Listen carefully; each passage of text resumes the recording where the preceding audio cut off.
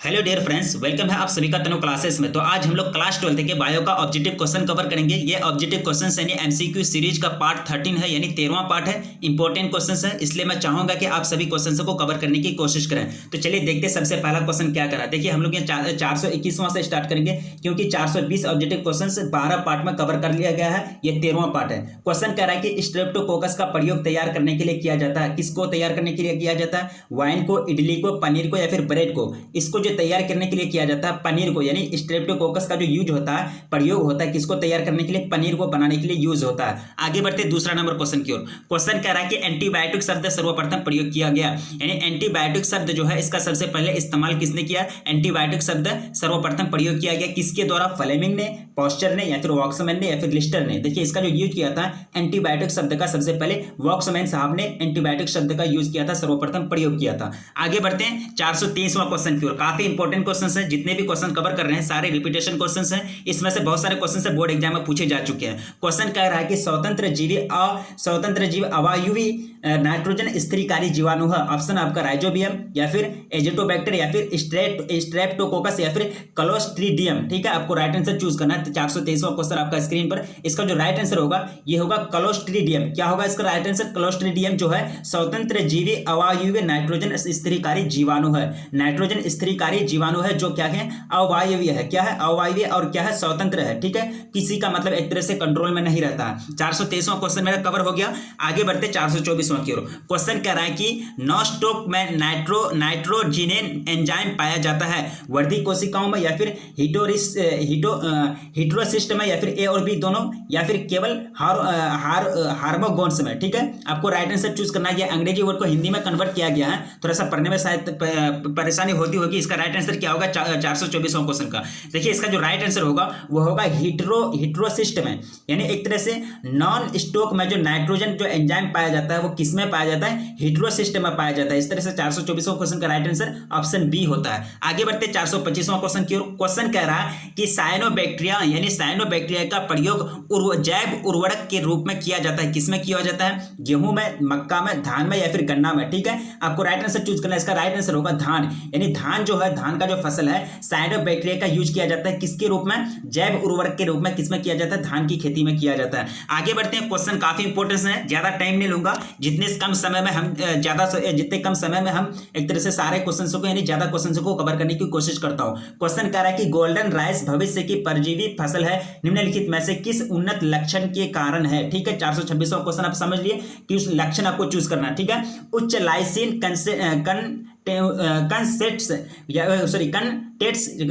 Contents, ठीक है, कीट प्रतिरोधी, या फिर उच्च प्रोटीन कंटेंट, या फिर उच्च विटामिन ए कंटेंट। ठीक है, आपको राइट आंसर चूज करना है। इसका जो राइट आंसर होगा उच्च विटामिन ए कंटेंट, क्योंकि उच्च विटामिन ए पाया जाता है गोल्डन राइस में, जो भविष्य की परजीवी फसल है। ठीक है, यानी भविष्य की परजीवी फसल है। कौन सा उन्नत गुण के कारण, कौन सा लक्षण के कारण? एक तरह से इसमें जो विटामिन ए, जो उच्च विटामिन ए जो कंटेंट है इसमें पाया जाता है। आगे बढ़ते हैं, क्वेश्चन कह रहा है आगे क्वेश्चन कि विषाणु जीनोम, यानी विषाणु जीनोम का होस्ट डीएनए में से संयुक्त होना कहलाता है। विषाणु जीनोम का होस्ट डीएनए में से संयुक्त होना क्या कहलाता है? प्रोफेज कहलाता है, या फिर प्रोटोफेज कहलाता है, या फिर बैक्टीरियोफेज कहलाता है, या फिर इनमें से कोई नहीं। 427वां क्वेश्चन का राइट आंसर आपको चूज करना है। इसका राइट आंसर होगा बैक्टीरियोफेज। क्या कहलाता है? बैक्टीरियोफेज, यानी विषाणु जीनोम का जो होस्ट डीएनए में जो होता है संयुक्त होना क्या कहलाता है? उसके संयुक्त का मतलब क्या होता है? एक तरह से मिलना। ठीक है, इसको क्या कहेंगे? बैक्टीरियोफेज कहेंगे। 427वां क्वेश्चन हमारा कवर हो गया। आगे बढ़ते 428वां की ओर। क्वेश्चन कह रहा है कि डीएनए तत्व जिसमें स्थिति परिवर्तन की योग्यता होती है, सिस्ट्रोन में, या फिर ट्रांसयोजन में, या फिर इंट्रॉन में, या फिर रिकॉन में। ठीक है, डीएनए जो एक तत्व है, डीएनए तत्व जिसमें स्थिति परिवर्तन की योग्यता यानी एलिजिबिलिटी होती है। आपको राइट आंसर चूज करना है। इसका राइट आंसर होगा इंस्ट्रॉन, ये जो होगा सॉरी इंट्रॉन में। ठीक है, डीएनए तत्व जिसमें स्थिति परिवर्तन की योग्यता होती है तो इंट्रॉन में होती है। ये एक तरह से डीएनए का क्या है? तत्व है, एलिमेंट है। आगे बढ़ते हैं 429वां की ओर। क्वेश्चन कह रहा है कि पौधों में आनुवंशिक अभियांत्रिक के लिए निम्न में से सर्वाधिक प्रयोग होता है। क्या प्रयोग होता है? एग्रोबैक्टीरियम ट्यूमीफेसियंस, या फिर जेंथोमोनास सिस्ट्राई, या फिर बेसिलस कोगुलेंस, या फिर क्लोस्ट्रीडियम सेप्टिकम। ठीक है, आपको राइट आंसर चूज करना है। 429वां क्वेश्चन, इसका जो राइट आंसर होगा एग्रोबैक्टीरियम ट्यूमीफेसियंस। राइट आंसर क्या होगा? एग्रोबैक्टीरियम फेसियंस, देखिए अंग्रेजी को हिंदी में कन्वर्ट किया गया है, आपको एक तरह से सही से पढ़ना, ठीक है। इसका राइट आंसर क्या हो गया, ऑप्शन ए। अब हम आगे बढ़ते हैं 430वां की ओर। क्वेश्चन कह रहा है कि डीएनए खंड को जोड़ा जाता है, यानी डीएनए का जो खंड होता है उसको किससे जोड़ा जाता है, इंडोन्यूक्लियोजाइम एंजाइम द्वारा, या फिर लाइगेज एंजाइम द्वारा, या फिर हेलिकेज द्वारा, या फिर प्रतिबंधन एंजाइम द्वारा, ठीक है। आपको राइट आंसर चूज करना है। इसका राइट आंसर होगा लाइगेज एंजाइम द्वारा, यानी डीएनए खंड को जोड़ा जाता है, टुकड़े को कैसे जोड़ा जाता है भाई आपस में, ग्लाइजेम एंजाइम द्वारा, किसके द्वारा, लाइगेज एंजाइम के द्वारा जोड़ा जाता है। आगे बढ़ते हैं 31वां की ओर। क्वेश्चन कह रहा है कि एक ट्रांसजेनिक जो है फसल में निम्न में से जीन होते हैं, नए प्रोटीन के संश्लेषण के लिए, या फिर एंटीबायोटिक के प्रतिरोध के लिए, या फिर एंटीबायोटिक्स के लिए एंजाइम के निर्माण में, या फिर उपरोक्त सभी। आपको राइट आंसर चूज करना है 431वां की ओर। इसका जो राइट आंसर होगा ये तीनों होगा, यानी उपरोक्त सभी, यानी तीनों होते हैं। यानी एक ट्रांसजेनिक फसल में निम्न में से कौन जीन होते हैं, नए प्रोटीन के संश्लेषण के लिए भी होते हैं ये, और एंटीबायोटिक के प्रतिरोध के लिए भी, और एंटीबायोटिक्स के लिए एंजाइम के निर्माण के लिए भी होते हैं। इस तरह से राइट आंसर ऑप्शन डी होता है, उपरोक्त सभी।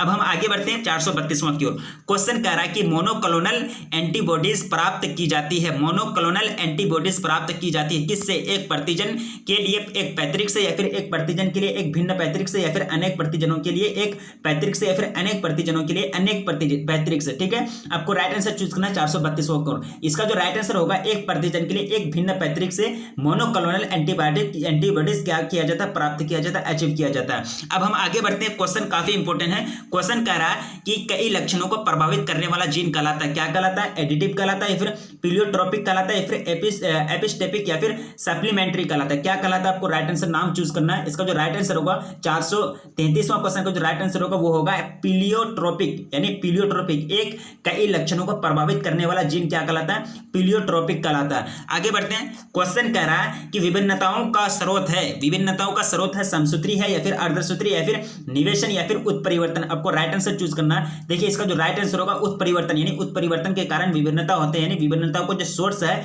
जो वो कौन है, एक तरह से उत्परिवर्तन है, ना कि समसूत्री, अर्धसूत्री, या फिर निवेशन। अब हम आगे बढ़ते हैं 435वां की ओर। देखिए क्रॉस के बारे में पूछा जा रहा है, यानी क्रॉस ओवर किस अवस्था में होता है, ठीक है। जैसे कि क्रॉस किया जाता है तो क्रॉस ओवर जो होता है वो किस सिचुएशन में होता है वो आपको पूछा जा रहा है, लेप्टिटिन में, या फिर साइटोकाइनेसिस में, या फिर पैक्टिन में, या फिर डायकानेसिस में। आपको राइट आंसर चूज करना है। 435वां क्वेश्चन आपका राइट आंसर चूज करना है। इसका जो राइट आंसर होगा वो होगा पैक्टिन में, यानी क्रॉस जो होता है, क्रॉस ओवर किस अवस्था में होता है, तो किस में होता है, पैक्टिन में होता है। अब हम आगे बढ़ते हैं, क्वेश्चन काफी इंपॉर्टेंट है। क्वेश्चन कह रहा है कि बिंदु उत्परिवर्तन में एडेनिन गवानिन द्वारा प्रतिस्थापित होता है, ई वर्जन में, या फिर फ्रेम शिफ्ट परिवर्तन में, या फिर ट्रांसवर्जन में, या फिर ट्रांजिशन में, ठीक है। आपको राइट आंसर चूज करना। 436वां क्वेश्चन आपका स्क्रीन पर। इसका जो राइट आंसर होगा फ्रेम शिफ्ट उत्परिवर्तन में, यानी बिंदु उत्परिवर्तन में एडेनिन गवानिन द्वारा प्रतिस्थापित होता है, क्या होता है, फ्रेम शिफ्ट उत्परिवर्तन में एक तरह से प्रतिस्थापित होता है। 436वां क्वेश्चन मेरा कवर हो गया। आगे बढ़ते हैं 437वां की ओर। देखिए जितने भी क्वेश्चन हम लोग ये कवर कर रहे हैं ये सारे के सारे इंपॉर्टेंट क्वेश्चन हैं। या थ्योरी में एक तरह से डीपली मैं नहीं बता रहा हूं, क्योंकि एक तरह से एक क्वेश्चन को फिर ज्यादा टाइम लग जाएगा। मैं कम समय में ज्यादा क्वेश्चंस को कवर करने की कोशिश करता हूं, खास करके ऑब्जेक्टिव क्वेश्चन, ठीक है। यहां क्वेश्चन कह रहा है कि यदि अगर दो पौधों का एक तरह से नाम दिया गया है, स्मॉल ए कैपिटल बी एवं capital A small b, capital A small a capital B, ठीक है, एक तरह से क्रॉस कराया गया है, ठीक है, दोनों के बीच एक तरह से क्रॉस करवाया जाए। और जो F1 पीढ़ी के जो पौधों में किस प्रकार का जेनोटाइप होगा, आपको जेनोटाइप का मतलब क्या होता है, जीन की संरचना, यानी जीनी संरचना को, जीनी यानी एक स्ट्रक्चर को, जीन स्ट्रक्चर को क्या कहते हैं, जेनोटाइप कहते हैं, ठीक है। 437वां क्वेश्चन आपको यही पूछ रहा है। आपको राइट आंसर चूज करना है। राइट आंसर जो होगा इसका, यानी AABB, यानी रेशियो जो है उसका 1:1 रेशियो होगा, क्या होगा, 1:1 रेशियो के होंगे, एक तरह से इसका जेनोटाइप गुण होगा, ठीक है। 437वां क्वेश्चन का राइट आंसर क्या हो गया, ऑप्शन बी। अब हम आगे बढ़ते हैं, क्वेश्चन करा, देखिए इसको एक तरह से क्रॉस करने के बाद ही पता चलता है, ठीक है, क्रॉस करने के बाद ही आपको पता चलेगा, यहाँ फिर एक तरह से मेथड अप्लाइड करना पड़ेगा। क्वेश्चन कह रहा है कि गोल्डन धान में किस विटामिन को स्थानांतरित किया गया है, विटामिन बी ए, विटामिन डी, या फिर विटामिन सी। 438वां क्वेश्चन आपका स्क्रीन पर। देखिए गोल्डन धान जो होता है, गोल्डन राइस में किस विटामिन को स्थानांतरित किया गया है, विटामिन सी को। किसको, विटामिन सी को। अब हम आगे बढ़ते हैं 39वां की ओर। क्वेश्चन कह रहा है कि निम्नलिखित में से कौन पीसीआर का एक चरण है, यानी पीसीआर का कौन एक चरण है, कौन स्टेप है, वही आपको पूछा जा रहा है। निष्क्रियकरण, या फिर तपानुशीलन, या फिर विस्तार, या फिर इनमें से सभी। आपको एक तरह से पहला चरण पूछा जा रहा है, पीसीआर का एक चरण जो है वह प्रमुख चरण है, वो आपको पूछा जा रहा है। देखिए ये जो प्रमुख चरण है ये निष्क्रियकरण, यानी निष्क्रियकरण जो है ये क्या है, पीसीआर का एक स्टेप है, पीसीआर का एक चरण है। अब हम आगे बढ़ते हैं, क्वेश्चन काफी इंपोर्टेंट है। क्वेश्चन करा कि टीआई प्लास्टिड यानी टीआई प्लाज्मिड जो आनुवंशिक इंजीनियरिंग में प्रयुक्त होता है, प्राप्त होता है, किससे प्राप्त होता है? बैसिलस थुरिन जीएनसिस से, या फिर एस्चेरिचिया कोलाई से, या फिर एग्रोबैक्टीरिया राइजोजिन्स से, या फिर एग्रोबैक्टीरियम ट्यूमिफेसिएंस से। ठीक है, आपको राइट आंसर चूज करना है। 440वां क्वेश्चन आपका स्क्रीन पर देखिए। इसका जो राइट आंसर होगा वो होगा एस्चेरिचिया कोलाई से, यानी एस्चेरिचिया कोलाई से क्या होता है कि टीआई प्लाज्मिड यानी टीआई प्लाज्मिड जो आनुवंशिक इंजीनियरिंग में प्रयुक्त होता है, प्राप्त होता है, किससे? इससे प्राप्त होता है। ठीक है, 440वां क्वेश्चन का राइट आंसर ऑप्शन बी होता है। अब हम आगे बढ़ते हैं, क्वेश्चन कर रहा है कि कौन सा पौधा मैंग्रोव क्षेत्र में पाया जाता है? राइजोफोरा, या फिर बबुल, या फिर ची, या फिर टेक्टोना। ठीक है, जो एक तरह से मैंग्रोव जो क्षेत्र होता है, मैंग्रोव एरिया में कौन सा पौधा पाया जाता है वही आपको चूज करना है। देखिए राइजोफोरा जो होता है ये इसी एरिया में पाया जाता है, यानी मैंग्रोव क्षेत्र में कौन पाया जाता है? राइजोफोरा पाया जाता है। आगे बढ़ते हैं, क्वेश्चन सिंपल है, सारे क्वेश्चन से सिंपल है, ज्यादा टफ क्वेश्चन नहीं है, ऐसे सिंपल क्वेश्चन आपको बोर्ड एग्जाम में पूछे जाते हैं। ठीक है, क्वेश्चन कह रहा है कि वायु द्वारा स्थानांतरित मृदा होती है, क्या होती है? एलुवियल, या फिर गलेशियब, या फिर कोलुवियल, या फिर इयोलिन। ठीक है, आपको राइट आंसर चूज करना है। 442वां क्वेश्चन काफी इंपोर्टेंट है। क्वेश्चन करा है कि वायु द्वारा स्थानांतरित मृदा होती है तो क्या होती है? इयोलिन होती है। क्या होती है? इयोलिन। यानी 442वां क्वेश्चन का राइट आंसर ऑप्शन डी होता है। यानी वायु जो होती है, जो मृदा का मतलब मृदा किसको कहते हैं? यानी उपजाऊ मिट्टी को, जो एक तरह से फसल के उत्पादन में एक तरह से उर्वरक का काम करता है, वो क्या कहलाता है? मृदा। यानी मिट्टी का जो, यानी सॉरी धरती का जो खेत का जो सबसे पहला ऊपरी जो परत है उसी को क्या कहते हैं? मृदा कहते हैं। ठीक है, वो मृदा का काम करता है, उसमें मृदा रहते हैं और वो एक तरह से उर्वरक क्षमता की तरह सपोर्ट करते हैं पेड़ पौधों को, एक तरह से फसल को, और एक तरह से फसल ज्यादा उत्पन्न होते हैं। अब हम आगे बढ़ते हैं, क्वेश्चन कह रहा है कि 443वां क्वेश्चन है कि जैव व्यवस्था में सबसे सुस्पष्ट इकाई को क्या कहते हैं? कोशिका, उत्तक, या फिर अंग होगा, यहाँ अंग कर दिया, अंग या फिर जीव। ठीक है, सेल, या फिर टिश्यू, या फिर पार्ट यानी, या फिर जीव यानी ऑर्गेनिज्म। ठीक है, आपको राइट आंसर चूज करना है। इसका जो एक तरह से मेन आंसर होगा वो होगा जैव, यानी जैव जो है जैव व्यवस्था में एक तरह से सुस्पष्ट यूनिट है। क्या है? सुस्पष्ट, यानी सुस्पष्ट इकाई है। अब हम आगे बढ़ते हैं, क्वेश्चन काफी इंपोर्टेंट है। क्वेश्चन कह रहा है कि किन कारणों से आबादी सदा परिवर्तनशील होते हैं? भौतिक, जैविक, या फिर और भी दोनों, या फिर इनमें से सभी। ठीक है, भौतिक या फिर जैविक। ठीक है, आपको राइट आंसर चूज करना है कि किन कारणों से, किन एक तरह से, किस वजह से आबादी जो होते हैं वो हमेशा परिवर्तनशील होते हैं। इसका राइट आंसर होगा भौतिक और जैविक दोनों कारण से जो है एक तरह से आबादी क्या होते हैं? परिवर्तनशील होते हैं। आबादी बढ़ते रहते हैं, उसके एक तरह से परिवर्तन यानी चेंजिंग आते रहते हैं। इस तरह से दोनों अगर होगा तो ऑप्शन सी राइट होगा, यानी ए और बी दोनों। अब हम आगे बढ़ते हैं, 445वां क्वेश्चन कह रहा है कि आबादी के अध्ययन में किन कारकों का ध्यान रखना जरूरी है, या फिर किन कारकों का ध्यान जरूरी है? सदस्यों की संख्या तथा प्रकार, निश्चित क्षेत्र का प्रकार, निश्चित समय, या फिर उपयुक्त सभी। तो क्या होगा? उपयुक्त सभी, यानी 445वां क्वेश्चन का राइट आंसर क्या हो गया? उपयुक्त सभी, यानी तीनों चीज को याद रखना पड़ेगा, सदस्यों की संख्या तथा प्रकार, और एक तरह से निश्चित क्षेत्र का प्रकार, और निश्चित समय, यानी निश्चित समय का कौन सा वर्ष में जनगणना किया जा रहा है, कौन सा वर्ष में जनगणना किया जा रहा है। निश्चित क्षेत्र का प्रकार मतलब कौन सा क्षेत्र में, कौन सा स्टेट में, कौन सा जिला में एक तरह जनगणना किया जा रहा है। जैसे कि 2011 में जनगणना के अनुसार एक तरह से डेटा अभी हम लोग क्लियर करेंगे। ठीक है, यहाँ आपको पूछा जा रहा है कि निश्चित और सदस्यों की संख्या तथा प्रकार, सदस्य कितने हैं? सदस्य का प्रकार का मतलब ये होगा कि मेल है या फीमेल है। ठीक है, तो एक तरह से 445वां क्वेश्चन का राइट आंसर हो गया ऑप्शन डी। अब हम आगे बढ़ते 446वां क्वेश्चन के। क्वेश्चन काफी इंपोर्टेंट है, सिंपल क्वेश्चन है। क्वेश्चन करा कि पारिस्थितिक तंत्र शब्द के प्रयोग का श्रेय दिया जाता है, किसको दिया जाता है भाई? गार्डनर को, ओडम को, या फिर टॉर्नसेली को, या फिर वार्मिंग को। ठीक है, आपको राइट आंसर चूज करना है। 446वां क्वेश्चन सिंपल क्वेश्चन है। क्वेश्चन करा कि पारिस्थितिक तंत्र शब्द का श्रेय जो किसको दिया जाता है, शब्द के उपयोग का श्रेय किसको दिया जाता है? ठीक है, 446वां क्वेश्चन का राइट आंसर हो जाएगा टॉर्नसेली, यानी टॉर्नसेली साहब जो है एक तरह से इनको श्रेय दिया जाता है। पारिस्थितिक तंत्र शब्द का उपयोग का श्रेय टॉर्नसेली साहब को दिया जाता है। 446वां क्वेश्चन मेरा डन हो गया। आगे बढ़ते हैं, क्वेश्चन कह रहा है कि द्वितीयक उत्पादकता किससे संबंधित है? कौन संबंधित है? उत्पादक, शाकाहारी, या फिर मांसाहारी, या फिर सर्वाहारी। द्वितीयक उत्पादकता, द्वितीयक यानी सेकेंडरी प्रोड्यूसर से कौन संबंधित है? वही आपको पूछा जा रहा है 447वां क्वेश्चन। राइट आंसर होगा शाकाहारी। शाकाहारी है जो किससे एक तरह से संबंधित है? सेकेंडरी यानी सेकेंडरी प्रोड्यूसर से, यानी द्वितीयक उत्पादकता से संबंधित है। अब हम आगे बढ़ते हैं, क्वेश्चन काफी इंपोर्टेंट है। सिंपल जितने भी क्वेश्चन हम लोग कवर कर रहे हैं सारे सिंपल क्वेश्चन है। क्वेश्चन कह रहा है कि निम्न में से कौन कौन कीट भक्षी पौधा है? ड्रोसेरा या नेपेंथिस या फिर ए और बी दोनों या फिर हाइड्रिला। ठीक है, आपको राइट आंसर चूज करना है। 448वां क्वेश्चन काफी इंपॉर्टेंट क्वेश्चन है। ये जो होगा राइट आंसर होगा ए और बी दोनों, यानी ड्रोसेरा भी और नेपेंथिस भी। कौन? नेपेंथिस भी दोनों जो है कीट भक्षी पौधा है। कहने का मतलब ये हुआ कि ये लोग क्या करते हैं, कीट अगर इसको पत्ते के ऊपर बैठते हैं तो ये एक तरह से कीट को ही निगल जाते हैं, कीट को ही खा जाते हैं। तो इस तरह से राइट आंसर क्या हो गया? ऑप्शन सी, यानी ए और बी दोनों, ड्रोसेरा एंड नेपेंथिस इज मतलब दोनों जो है कीट भक्षी पौधा है। ठीक है, कीट को एक तरह से कीट का क्या करते हैं? भक्षण करते हैं। आगे बढ़ते हैं, क्वेश्चन काफी इंपॉर्टेंट है। क्वेश्चन कह रहा है कि पारिस्थितिकी शब्द किसके द्वारा दिया गया? पारिस्थितिकी शब्द किसके द्वारा दिया गया? लिनियस साहब के द्वारा या फिर रेटर या फिर ओडम के द्वारा या फिर अरस्तु के द्वारा। ठीक है, काफी इंपॉर्टेंट क्वेश्चन है।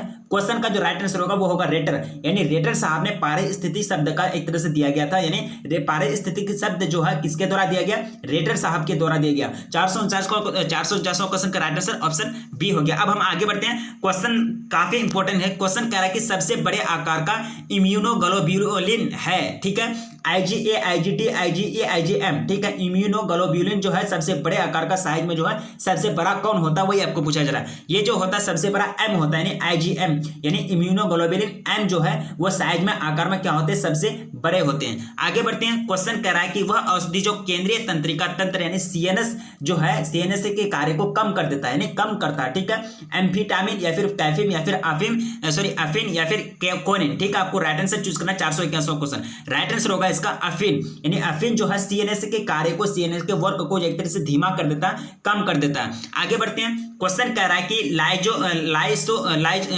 लाइसोजाइम उपस्थित होते हैं। लाइसोजाइम किसमें उपस्थित होते हैं? लार में, जो एक तरह से लार में या फिर गैस्ट्रिक एंजाइम में या फिर आंसू में या फिर पसीना में। ठीक है, राइट आंसर आपको चूज करना है। इसका राइट आंसर हो जाएगा लार में, यानी लार में जो होते हैं क्या उपस्थित होते हैं? लाइसोजाइम उपस्थित होते हैं। लाइसोजाइम एक तरह से लाइसोजाइम प्रेजेंट रहते हैं किसमें? लार में प्रेजेंट रहते हैं। आगे बढ़ते हैं, क्वेश्चन कह रहा है एड्स के विषाणु होते हैं, यानी एड्स जो है एक तरह से इसका कौन विषाणु हुआ, एक को पूछा जा रहा है। ठीक है, फाज विषाणु या फिर पैपिलोमा विषाणु या फिर जेमिनी विषाणु या फिर रेट्रो विषाणु। देखिए, विषाणु का भी बहुत सारे प्रकार है। ठीक है, जैसे कि बैक्टीरिया के बहुत सारे प्रकार होते हैं और एक तरह से विषाणु के भी, वायरस के भी बहुत सारे प्रकार होते हैं। ठीक है, इसका राइट आंसर हो जाएगा रेट्रो वायरस के कारण, जैसे कि हम लोग कवर किए थे कहीं कि रेट्रो वायरस के कारण ही क्या होता है? एड्स होता है, यानी एड्स का जो कारण है वो कौन है? Retro virus. वायरस तो है, अगर आपको पूछा जाए कि एड्स का कारक कौन है? बैक्टीरिया या फिर जीवाणु या फिर विषाणु या फिर इनमें से कोई नहीं। ठीक है, तो आपको राइट आंसर विषाणु लगाना है। लेकिन अगर आपको पूछ दिया जाए कि कौन सा विषाणु, तो रेट्रो विषाणु। कौन सा विषाणु? रेट्रो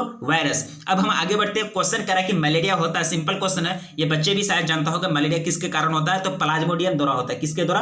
प्लाज्मोडियम के द्वारा क्या होता है भाई? मलेरिया रोग होता है। आगे बढ़ते हैं, क्वेश्चन काफी इंपॉर्टेंट है। क्वेश्चन कह रहा है कि पादप वृद्धि के लिए सबसे अच्छी मृदा है कंकर, बलुई या फिर मृतिका या फिर दोमट। तो इस तरह से राइट आंसर हो गया दोमट, यानी दोमट जो है पादप वृद्धि के लिए, पादप का मतलब क्या हुआ? पेड़ पौधा, प्लांट वगैरह जो भी है, इसको क्या कहते हैं? पादप कहते हैं। ठीक है, हिंदी में प्लांटों को हिंदी में क्या कहते हैं? पादप कहते हैं। ठीक है, सीधी सी बात। तो पादप की वृद्धि के लिए, ग्रोथ के लिए जो सबसे अच्छी जो मृदा है वो क्या है? दोमट मृदा है। ठीक है, इस तरह से 455वां क्वेश्चन का राइट आंसर क्या गया? Option D.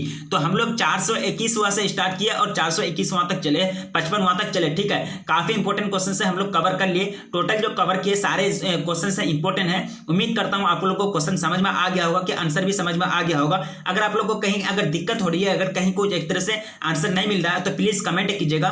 एक तरह से कहीं अगर कोई मिस्टेक हुआ है, टाइपिंग मिस्टेक, तो प्लीज कमेंट कीजिएगा। ठीक है, तो एक तरह से चैनल पर पहली बार आए तो प्लीज चैनल को सब्सक्राइब कर लें, क्योंकि चैनल पर आपको पूरी तरह से तैयारी कराई जाती है। और एक तरह से आए हैं तो अपने दोस्तों को भी शेयर कर दें, क्योंकि उनको भी एक तरह से फायदा पहुंचेगा तो बहुत अच्छा होगा। अगर आप अगर अपना तैयारी करते हैं, आपका दोस्त भी अच्छा तैयारी करता है तो बहुत अच्छा होता है, क्योंकि एक तरह से अपने साथ में जो चलता है उनको भी साथ में लेकर ही चलना चाहिए। ठीक है, तो टोटल 421वां से स्टार्ट किए तो और 455वां तक चले, तो टोटल क्वेश्चन जो कवर किए 421वां से स्टार्ट किए तो 55 तक चले। ठीक है, टोटल कितना क्वेश्चन कवर किए? 4 एक तरह से 34, लगभग कितना क्वेश्चन? 34 क्वेश्चन कवर किए। काफी इंपॉर्टेंट क्वेश्चन था। हम लोग जो इतने क्वेश्चन कवर किए बायो का, काफी इंपॉर्टेंट क्वेश्चन था। इसी तरह आप लोग बने रहिए। तो फिर रखिए अपना ख्याल, मिलेंगे फिर नेक्स्ट वीडियो में, तब तक के लिए जय हिंद।